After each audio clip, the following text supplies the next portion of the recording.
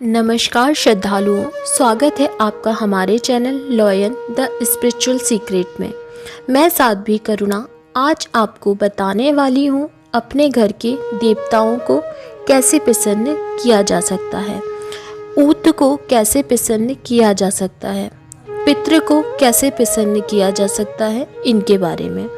सबसे पहले आपका यह जानना बहुत ज़रूरी है कि ऊत क्या होते हैं।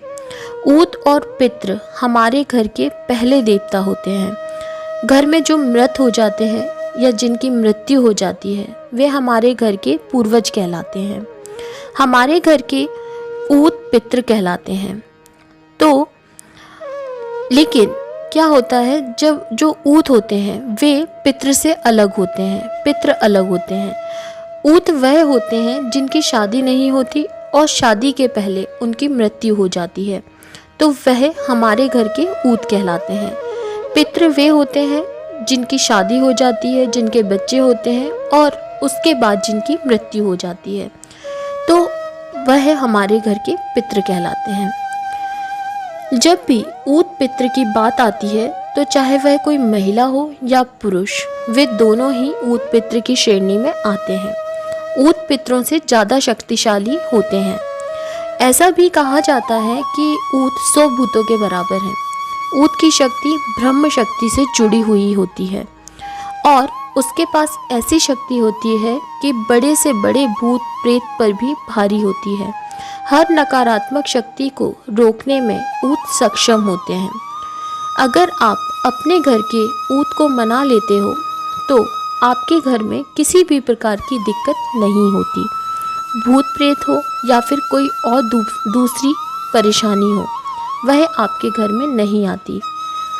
अगर आपके घर में कोई ऊपरी हवा है या कोई ऊपरी चक्कर है या कोई हवा भेज रहा है या कोई भूत प्रेत को भेज रहा है, तब वह भी आपके ऊपर असर नहीं करता, अगर आपके घर में ऊत को आपने प्रसन्न कर लिया है तो।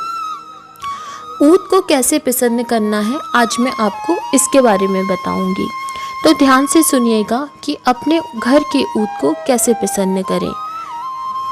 पितरों की प्रसन्नता के लिए आप सुबह सुबह सूर्य भगवान को जल दे सकते हैं, मीठा जल दूध वाला, और साथ में आपको एक मंत्र बोलना होता है, ओम पितृ देवताय नमः, ओम पितृ देवताय नमः। इनका जल चढ़ाते हुए उच्चारण करना होता है। और आप गणेश चालीसा का पाठ भी अपने पितरों को प्रसन्न करने के लिए कर सकते हैं। लेकिन जब ऊत की बात आती है तो ऊत को मनाना थोड़ा सा कठिन होता है, क्योंकि ऊत एक बच्चे की तरह होता है जो जिद्दी होता है, और अगर आपने ऊत को नहीं मनाया तो वह आपके पितरों को भी नहीं मानने देता। तो इसलिए सबसे पहले आप ऊत को प्रसन्न करना यह बहुत ही आवश्यक है। ऊत के द्वारा बहुत सारे कार्य कराए जा सकते हैं। अगर ऊत आपसे प्रसन्न है तो बड़ी से बड़ी खबर आप तक पहुंच जाएगी। साथ ही किसी व्यक्ति के बारे में भी वह पूछा दे सकता है और किसी गुजरी हुई बात को बताने में भी वह सक्षम होता है। एक और उपाय मैं आपको बताती हूँ। आपको एक ऐसा दिन चुनना है जिसके 11वें दिन अमावस्या पड़े। अब आपको इसके लिए कुछ सामग्री चाहिए होगी, जैसे 2 बूंदी के लड्डू, एक 2 रुपये का सिक्का, 2 चांदी के नाग नागिन का जोड़ा, मतलब एक ही जोड़ा होना चाहिए, नाग अलग होगा और नागिन अलग होगी, 2 जनेऊ, थोड़ा सा कच्चा दूध, चौमुखा घी का दीपक, 1 सकोरा, 2 अगरबत्ती, 5 कपड़े जिसमें एक पैंट का कपड़ा होगा, एक शर्ट का होगा, एक बनियान होगी, एक इनर होगा। इस तरह से आपको 5 कपड़े लेने हैं। रात के समय 15 दिन तक आपको यह उपाय करना है। अब आपने जहाँ अपने पितरों का स्थान बनाया है वहाँ या पूजा घर में आपको जाना है। इस समय आपको स्वच्छता और ब्रह्मचर्य का पालन करना होता है। एक आसन पर आप बैठ जाएं। मिट्टी के सकोरे में आपको थोड़ा सा कच्चा दूध डालना है। उसके बाद उसमें 2 लड्डू डालने हैं और लड्डू के ऊपर नाग नागिन का जोड़ा रखना है। एक पर नाग, एक पर नागिन रख दीजिए। सकोरे के अंदर चारों तरफ आपको जनेऊ लगाना है। फिर उसमें 2 रुपये का सिक्का डालना है। सकोरे के सामने आपको चौमुखा दीपक जलाना है।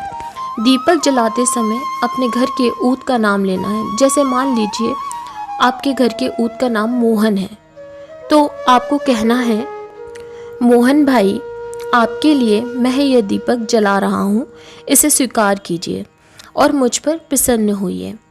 और आपको 2 अगरबत्ती भी जलाना है। ऐसा करके आपको यहाँ 10 मिनट बैठना है और हाथ जोड़कर प्रार्थना करना है कि मेरे भाई मोहन, आपके लिए मैं सामग्री अर्पण कर रहा हूँ।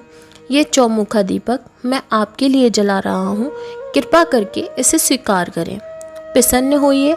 ऐसा बार बार आपको कहना है। सब दुख दरिद्रता को इस घर से बाहर निकालिए, सुख शांति लाइए, रुके हुए कार्यों को पूरा कीजिए और बिगड़े हुए कार्यों को बनाइए, सब ठीक कीजिए, अपना आशीर्वाद बनाइए, हमसे प्रसन्न होइए और इस सामग्री को स्वीकार कर तृप्त होइए।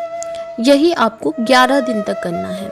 एक बात का आपको विशेष ध्यान रखना है, यह उपाय रात को तब करना है जब घर में सब सो जाएं, कोई जगह नहीं होना चाहिए। और जिस जगह आप यह उपाय कर रहे हैं, ध्यान रहे उस रास्ते पर कोई सोना नहीं चाहिए। स्वप्न के माध्यम से आपके ऊत आपको दर्शन देंगे, आपको बताएंगे कि वे आपसे प्रसन्न हैं या फिर नहीं।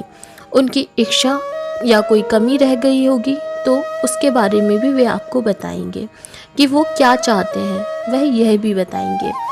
11 दिन बाद अमावस्या के दिन आपको खीर पूड़ी बनानी है और उसका भोग उन्हें लगाना है।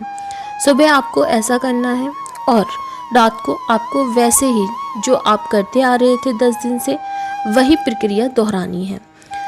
फिर 12वें दिन यह सामग्री जिसमें नाग नागिन का जोड़ा, उसे आप अपने पितरों के स्थान पर रख दें या पूजा घर में रख दें और उनकी पूजा करें। दूध, जनेऊ और लड्डू किसी पेड़ में डाल दीजिए। जब आप ऐसा करेंगे तो आपके ऊत आपसे अवश्य प्रसन्न होंगे और आपको 3 दिन के बाद अनुभव होना शुरू हो जाएंगे और वे आपको बताएंगे कि क्या कमी रह गई है, वे आपसे क्या चाहते हैं। तो मुझे आशा है यह जानकारी आपको पसंद आई होगी। अगर आप हमारे चैनल पर नए हैं और अभी तक आपने हमारे चैनल को सब्सक्राइब नहीं किया है, तो हमारे चैनल को सब्सक्राइब करें, बेल बटन को दबाएं, जिससे नए वीडियो का नोटिफिकेशन आपको मिल सके। जानकारी को अपने मित्रों के साथ शेयर करें, वीडियो को लाइक करें, वीडियो पर कमेंट करें। आपका बहुत बहुत धन्यवाद।